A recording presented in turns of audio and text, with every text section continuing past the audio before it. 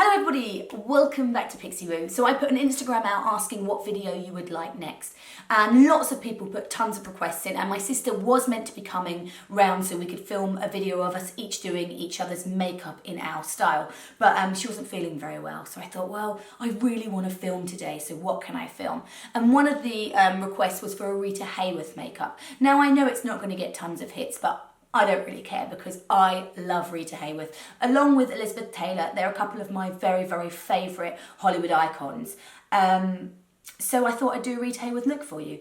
And I will be talking a little bit about her life and the drastic measures she went to make it in Hollywood. So if you're not interested in learning about the history of makeup along with makeup, then you don't want to watch this one. It might be a long video because I enjoy doing long videos. So yeah. Sit tight if you are interested in learning about Rita Hayworth and how she did her makeup. Now in the 1940s it was very hard to become a Hollywood starlet. They didn't have social media where everyone is famous.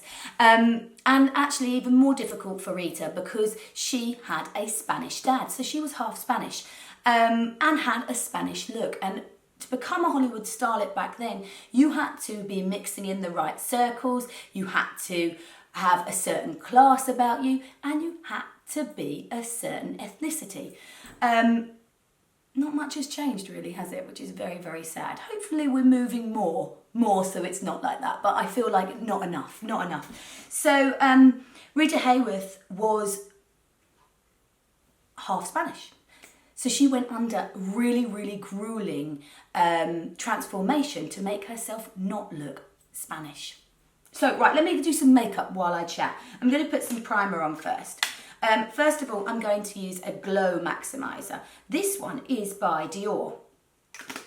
I don't even know if they still do it, but I found it and I really, really like it. So I'm going to pop that on first. This is like a primer. Now, Rita Hayworth's father, look how beautiful that shimmer is.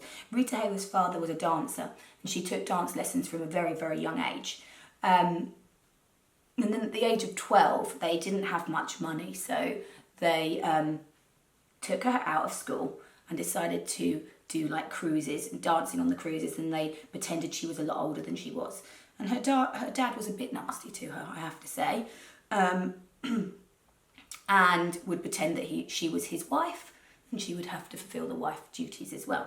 I think the mother had a clue that it was happening and tried to stop it. I'm just going to take a bit of Studio Tech foundation. I've actually got and I'm putting a bit of spritz over it. I've actually got NC25 and NW20 because I'm not an NC and I'm not an NW, I'm kind of in between, so I like to mix the two together. Back to talking about Rita. Now her first husband, Eddie Judson, kind of swooped in and took her away from her father, which meant they weren't getting the income. And I suppose kind of took the income for himself. But he completely changed her and transformed her. They changed her name because originally Rita's name was Margarita Cancino. But they decided that it was too Spanish sounding.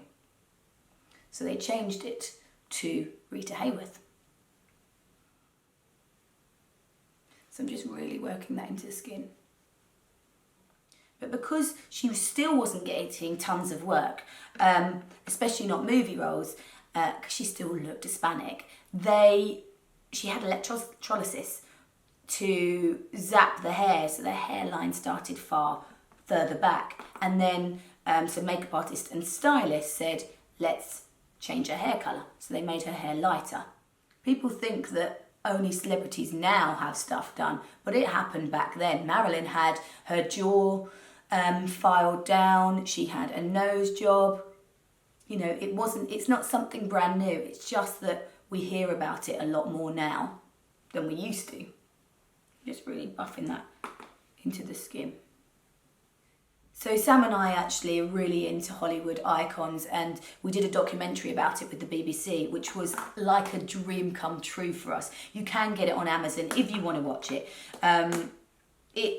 For us, it was like amazing, and we actually got to go to, which I never even knew existed, the Hollywood Museum, Max Factor's Hollywood Museum, who is Maximus Factorovich, because he created a lot of the looks for all the Hollywood starlets back then. he would do all of their looks, and he had this contraption that he put on their heads to measure where certain things should be, where the eyebrows should sit, and all stuff like that. It's amazing. If you're in LA and you have free time, I would say it's definitely a really great place to go to, and just full of so much history, which I think is just fantastic. Okay, so I'm just popping the foundation all the way over. Now the key of this look really is the lips. Now in this look, I'm not going for products as heavy as Rita would have worn them, because things have come on a long way. As long as it looks like that at the end, then I'm happy. I don't need to cake it on quite so much. This Hourglass Veil Concealer came in Fair. I'm going to give it a try. See what it's like. Expert concealer brush. So Rita stayed married to Eddie Judson for about 4 years, and then the work wasn't coming in. Any work that did come in, he was taking a lot of the money of, and because the work wasn't coming in, he was almost trying to sell her to the movie makers so that she would get roles. And Rita was just fed up with being constantly sold, you know. Not much has changed there either, hey?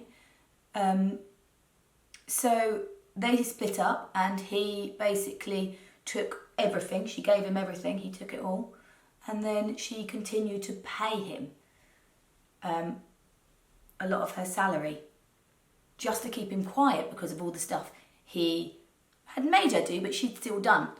So it would ruin her career, so she used to pay him her wage. It's like from one violent relationship to another. Not violent, but you know what I mean. Being monopolised.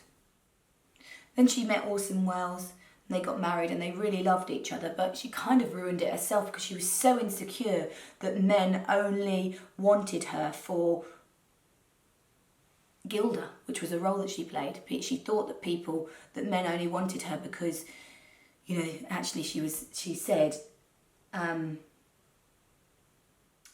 men go to bed with Gilda and they wake up with me, because she was just so insecure because she'd been made into such a sex symbol, but didn't have the confidence for it. But she was just a fantastic actress that people believed it. She was, and back then, she was one of the best actresses, I think. If you've watched films, she was actually very, very brilliant. And if you've seen her dance, especially when she dances with Fred Astaire, oh my God, it is like, they don't make them like that anymore. I swear, it is unbelievable. Okay, back to the makeup. Right, I'm going to put a little bit of eyeshadow on. I'm going to use this Charlotte Tilbury palette.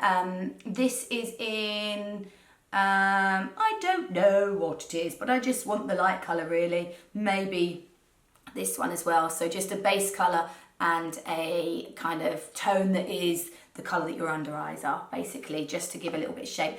Rita didn't wear tons of makeup because her look was more about the lip. The kind of cut crease didn't come in until Marilyn, which was more 50s, 60s.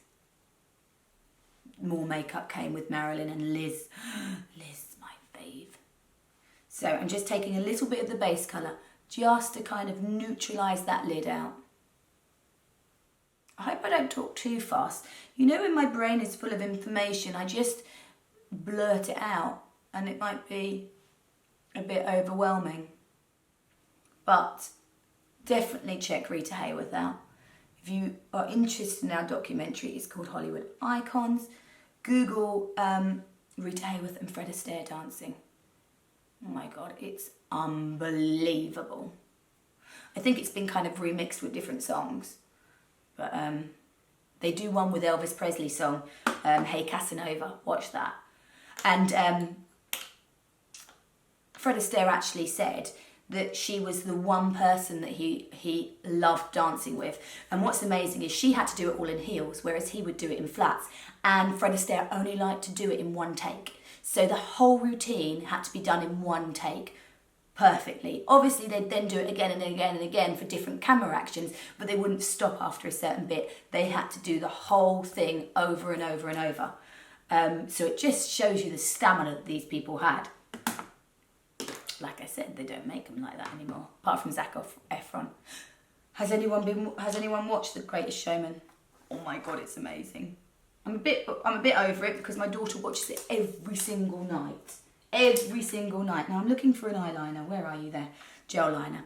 Every night my daughter watches that song and sings along.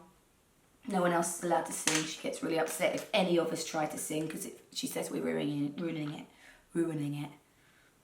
Right, let's just put a little bit of liner on. I've just got a gel liner. This one is by, I think it's Topshop. Yeah, Topshop. Now, obviously, these products I'm using, swap them out for whatever you've got. You know, I'm not doing this look to show off certain products.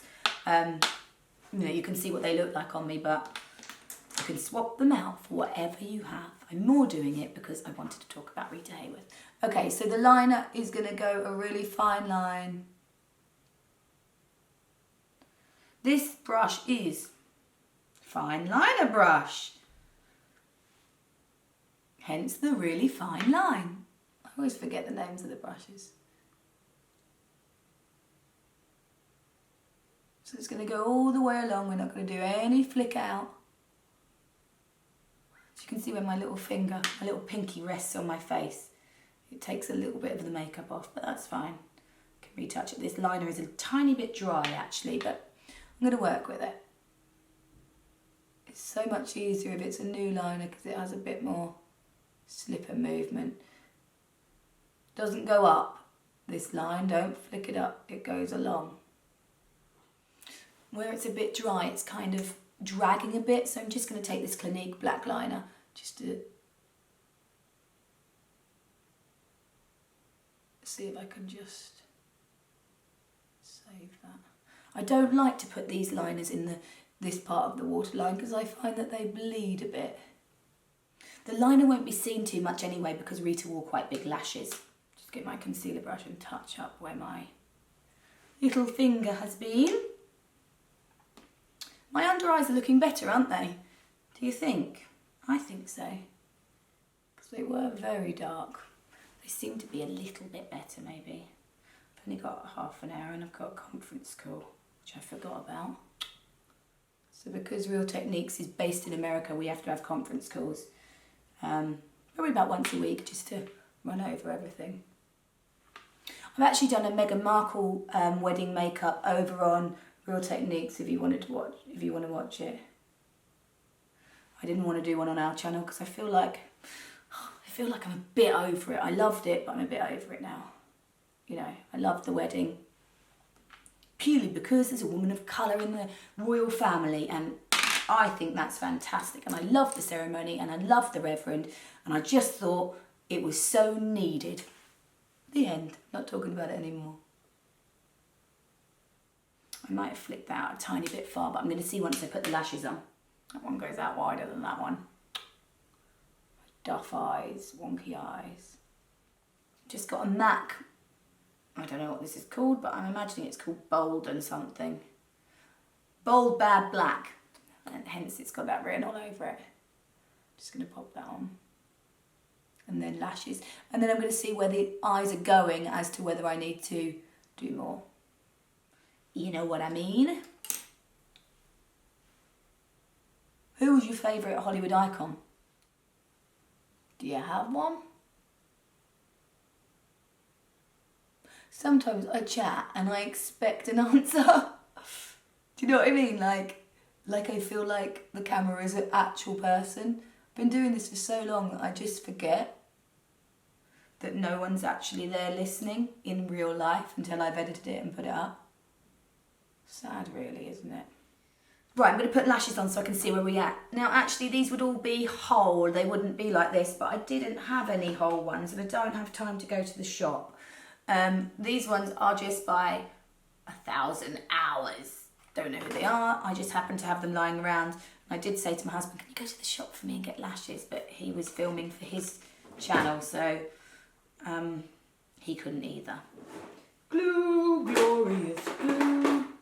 Where are you hiding? I feel like I was really organised and now I'm not. I like that foundation. foundation though. When I worked at MAC, that's the foundation I used to wear. My skin was much younger. Let's pop these lashes on and see what we're working with. Little line of glue on the back of the lashes. I can blow on the lashes because they're going on my own eyes. Really, with these ones that have quite a thick stem, you need to kind of let them dry off a little bit before you try and stick them. Otherwise they'll budge and they'll be a bit of a bitch to do. See, look, they're moving. No. No. Who knows what films that's from? No. They're not really enough, those lashes. I'm really sorry. They should have been much fuller.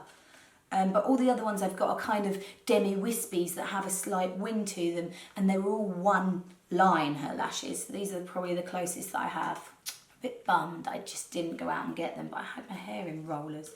I felt like a bit of an idiot going to the shop like that. I need to have a tiny bit of contour before I have powdered the makeup, and I have got this Rodial, the Icons collection, and I'm going to go for this one. Looks perfect.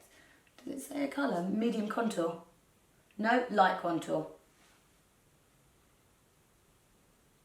Just a small amount. Just in the back of the cheeks. And I'm using a setting brush to do that. I'm going to actually warm this up a bit because Rita actually would use a slightly warmer colour to do that. Or from images of what I've seen. So I'm going to take this one as well, which is the slightly peachier tone. Just dust that over it, but kind of on the top corner of it, if that makes sense. So the contour's a little bit lower, and this is just over it. Just a tiny bit.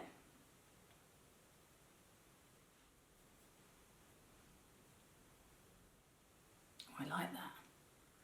Right, let me put something through my brows. Now my brows are microbladed, so they're really hard to completely kind of erase out. But I'm going to take a little bit of my old school Anastasia Beverly Hills brows, and I'm going to go in dark brown duo. Let me find a brush. I'm going to use the lighter side of it. And just do the top side of my brow. Quite rounded, but not very thick. So I'm just following the upper part of my brow. Then for the lip. I might come back to the brows in a minute and just conceal the underneath, but onto the lip. Now I'm going to take, I've got all of these lip liners that I was testing. Actually, her lipstick was red, but it was more of a pink, an orangey red. So I'm going to go in with this one, which is a Barry M lip liner, first of all. And it's all about the shape. So the shape goes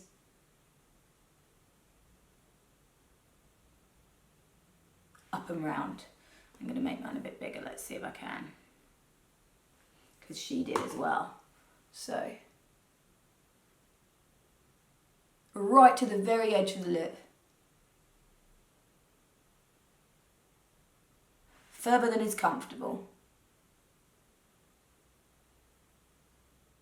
So it's really, it's not like, it's almost like, I can't even, it's not like, it's almost like, it's not pointed and then round, it's round, half moon like.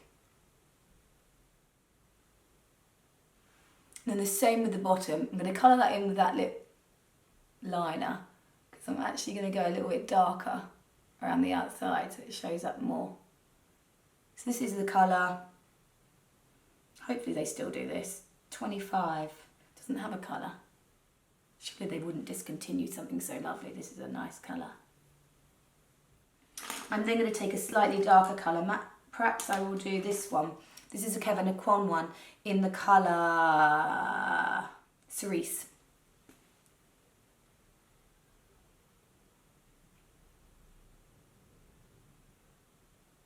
So I've made sure it's really, really sharp.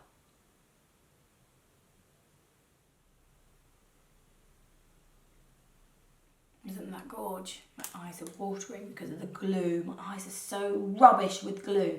Okay, I'm just going to conceal under my brows a tiny bit just so that I don't want it to steal from this look because I really like it. So this is actually a Creme de la Mer concealer. It's really good coverage. Hence why I'm using it.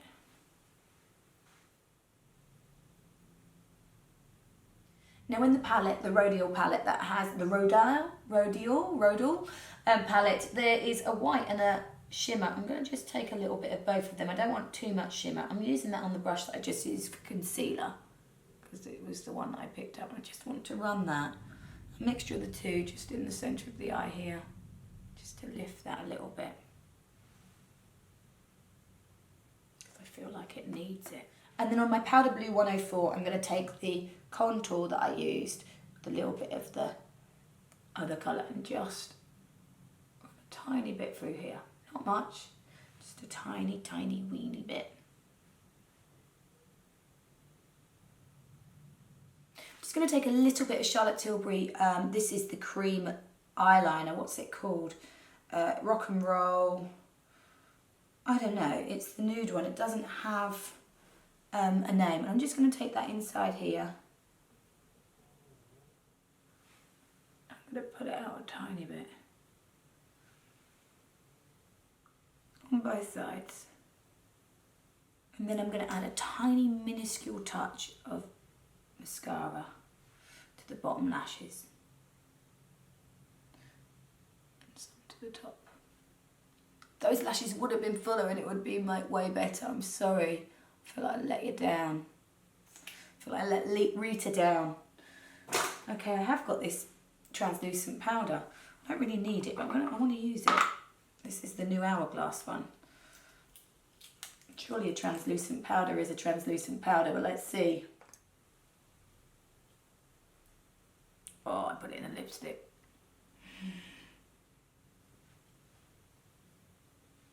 Nice. Just going to run a tiny bit of MAC Lady Danger over the top.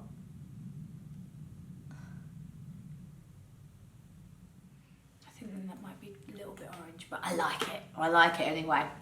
And there you have the finished Rita Hayworth Hollywood Icons makeup tutorial, 1940s. I hope you've enjoyed it. Sorry that I went on loads, but I really like it.